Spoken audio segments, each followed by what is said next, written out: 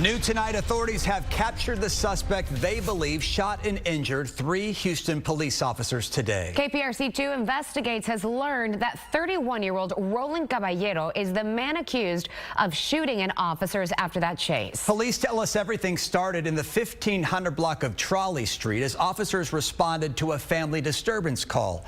Caballero took off, leading police on a brief chase before crashing right along McGowan Street near Hutchins, and that's where he started shooting at officers, according to police. And from there, he carjacked a woman's car and eventually barricaded himself inside a home in the 1800 block of Lockwood. And just a short time ago, he surrendered to authorities. And we have team coverage this evening on that shooting, the chase, and the arrest of that suspect. Our Mario Diaz has been live in 5th Ward all afternoon and all evening following this story. Mario, where you are right now is where the hours-long standoff ended.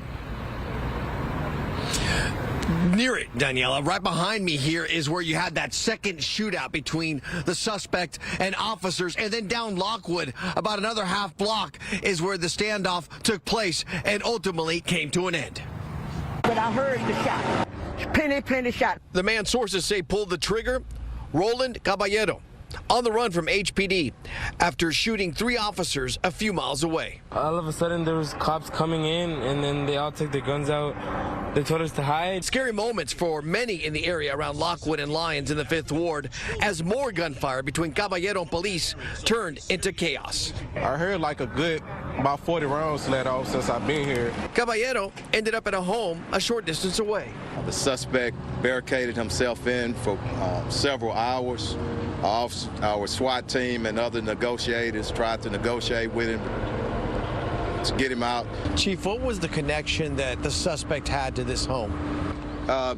We believe that I don't know if he's the homeowner, but we have reason to believe that he lives there. Finally, nearly 5 hours after Caballero's violent rampage began, it all came to an end. The suspect at 7:45 surrendered, walked out of the house with his hands up. He had an apparent gunshot wound to the neck. And that suspect was transferred to a hospital, according to Finner, where he said he was going to undergo some type of procedure. Now, Chief Finner also would not confirm the name of the suspect, but did add there is more to this investigation. Live on the east side, Mario Diaz, KPRC 2 News. And Mario, as you know, the suspect in that shooting has a lengthy criminal record. We found 12 different mugshots for 31-year-old Caballero. Court documents show that he was already wanted for aggravated robbery with a deadly weapon and unlawfully carrying a weapon with a felony conviction. He's been arrested multiple times since 2008 when he was 18 years old. And now the 3 officers who were shot were taken to Memorial Hermann Hospital, and that is where our Michael Laparty joins us now with some new information on how they're doing this evening. Michael? Well, Houston police just released the names of those officers a short time ago. The mayor said their injuries are not life-threatening, but also said this could have been a lot worse. Law enforcement officers lined up outside Memorial Hermann after the 3 Houston police officers were shot. HPD just identified them as officers Gadsden, Hayden, and Alvarez. All work at Northeast Patrol. The mayor says 1 officer was shot in the foot, 1 was shot in the leg, and 1 was shot in the arm. We're just blessed that our guys are alive. Doug Griffith is president of the Houston Police Officers Union. All 3 are in good spirits right now. Their families are here, and we just thank everybody for your prayers. Griffith says he went to the scene and talked with the officer who was shot in the leg. The officer's shot was just unbelievable. He was great. He was very calm, still had his gun in his hand. We were able to take that from him, provide pressure. There was an officer helping provide pressure on his leg. We took his gun belt off, got him all wrapped up, ready to go. Mayor Turner spoke outside the hospital after visiting the officers. All were talkative, and we expressed, number one, our support of them, how appreciative we are of their service, and how grateful and thankful that their injuries were not a lot worse, because it could certainly have been a lot worse. And at last check, Griffith said that one of the officers may be released tonight. We're live in the medical center tonight. Michael Lopardi, KPRC 2 News. Thank you, Michael. Again, the suspect is accused of leading police on a chase before he crashed right here along McGowan Street, where he shot and wounded those 3 officers. Our Keith Garvin live at that scene tonight as witnesses continue to describe what they saw tonight. Keith? Chris, HPD still here on scene 7 hours after that shootout took place, just a little bit behind me here in 3rd Ward. You can actually see the suspect's car still here being processed, and police say inside that car he had at least one very dangerous weapon. A shootout in broad daylight in the heart of Houston. In this video obtained by KPRC 2 News, you see part of the shootout around 3 o'clock Thursday afternoon that wounded 3 Houston police officers. And if you count them, about 40 rounds fired between officers and suspect 31-year-old Roland Caballero. And the shooter had quite a bit of firepower. From this photo inside the suspect's vehicle, a pistol believed to have been used in the shootout with an extended drum magazine that can hold up to 30 rounds.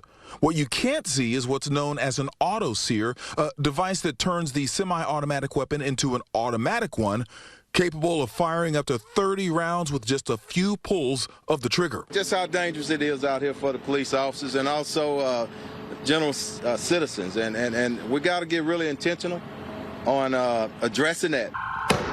After the initial rounds, the shooter takes off with officers firing and following in pursuit.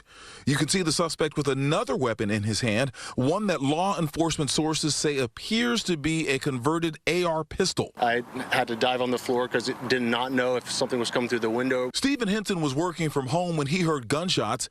He was able to snap these photos of officers tending to one of their wounded comrades. Anywhere you go inside of the loop, there's a chance of anything going on.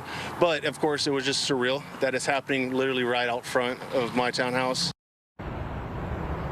And back here live, that picture you saw of that modified weapon courtesy of KPRC 2 Investigates. Chief Fenner also said that they are seeing more and more of those modified weapons on the streets, and he is imploring citizens, if they come across those weapons, if they see anyone who has them, to contact police as quickly as possible.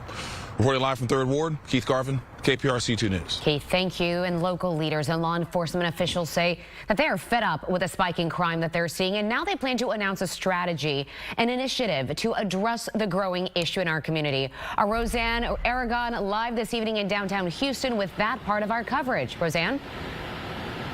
Guys, we are joining you here from the Harris County Jail, where that suspect will eventually head right through these doors to get processed. As leaders look to what's next, they're identifying one thing they do know they need: cooperation, collaboration to keep people safe. These are inherently right now dangerous times, and that was demonstrated again today. Houston's top leaders condemning violence on Houston streets. But these violent individuals, I'm damn tired of it. And we need to stand up as a community and do whatever we got to do. If that is to have more jail capacity, let's get it done. HPD's chief and Houston's mayor calling on Houstonians and local leaders to be a part of building back confidence and safety in this city. And it's going to take all of us working together to create and have a very safe city. There are a lot of guns. Everybody take an active role and get intentional in doing whatever you can do to fight gun violence in our city. After a violent afternoon starting here in the 1500 block of Trolley to a SWAT standoff on Lockwood, families feeling uneasy. Rapid gunfire, we have to take cover. It's real crazy, and it's just too much going on in this neighborhood. Mayor Turner and Chief Fenner announcing they will be working together on a plan. The chief and I, on next week, we'll lay out some additional steps that we intend to take in this city. To do our part. Now, again, that suspect will eventually be processed here at the Harris County Jail. The mayor and Chief Fenner asking the public, community members to cooperate with police as they try to get answers. Reporting tonight from the Harris County Jail, Roseanne Aragon, KPRC 2 News.